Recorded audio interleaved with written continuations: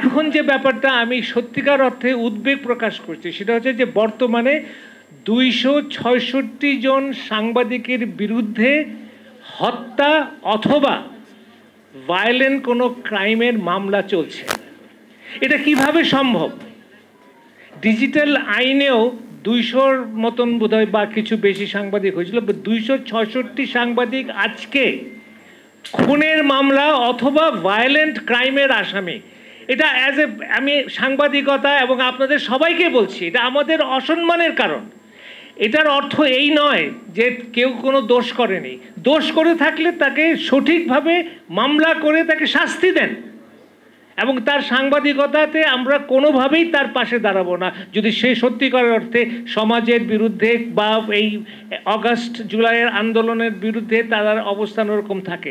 কিন্তু আজকে 6 থেকে 7 মাস হয়ে গেছে তারা এই মামলায় পড়েছে। আজ একটা কদম এগোয় নাই ইনভেস্টিগেশনের ব্যাপারে। তো এইটা আমি সরকারকে ধন্যবাদ জানাই যে ওই সাংবাদিকদেরকে অ্যারেস্ট করা হয় নাই, কিন্তু ওই সাংবাদিকরা তো একটা রেপুটেশনাল হার্মের মধ্যে পড়েছে। তারা তো তাদের দৈনন্দিন জীবন এখন তো বলতে পারেন যে একটা থাকে, তারা মব জাস্টিসের জাস্টিস হতো মব আক্রমণের তারা ভয় থাকে, এবং এরকম দু একটা ঘটনা ঘটেছে। আরেকটা কথা, এই মুহূর্তে 13 জন সাংবাদিক জেলে আছে।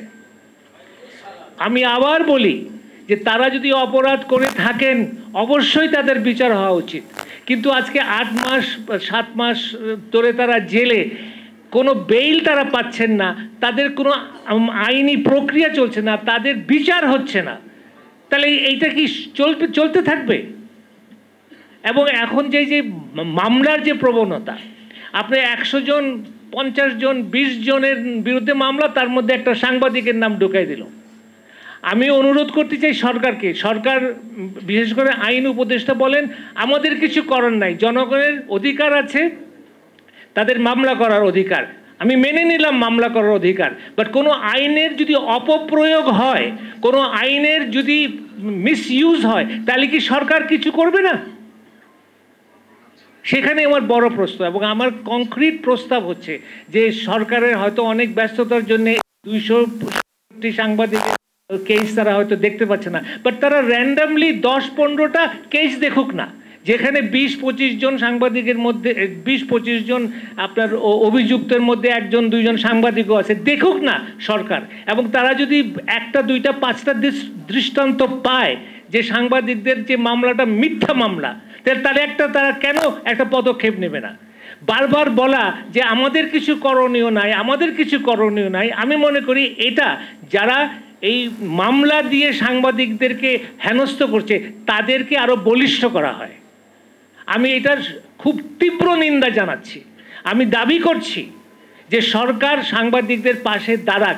যে সাংবাদিক গিলটি, যে সাংবাদিক দোষী, যে সাংবাদিকের হওয়া উচিত, পানিশমেন্ট হওয়া উচিত, আমরা সরকারের পক্ষে থাকবো। কিন্তু খামাখা একেবারে ভাবে কি বলে মাস আকারে সাংবাদিকদের বিরুদ্ধে এই আক্রমণ, আমি মনে করি এটা স্বাধীন সাংবাদিকতার বিরাট একটা পরিপন্থী ব্যাপার, এবং এটা ভয়ের ব্যাপার। সো আমি অনুরোধ করব, এই সরকারকে আমরা সমর্থন করি, এই সরকার পরিবর্তনের সরকার, এই সরকার সংস্কারের সরকার, এই সরকার আশা করি আমাদের আরও গণতন্ত্রকে বলিষ্ঠ করার সরকার, মত প্রকাশের স্বাধীনতাকে দৃঢ় করার সরকার। কিন্তু এই মুহূর্তে সাংবাদিকদের উপরে যে নির্যাতন হচ্ছে এই মামলা মাধ্যমে, এবং এটাও শুনেছি আমরা যে হত্যা মামলা কেন হত্যা মামলা দেওয়া হয়, কেন হত্যা মামলায় বেইল পেতে অসুবিধা হয়। তো যে দিচ্ছেন মামলা সে পরিকল্পিতভাবে হত্যা মামলাকে জড়াচ্ছেন, কেননা যেন সে বেইল না পায়।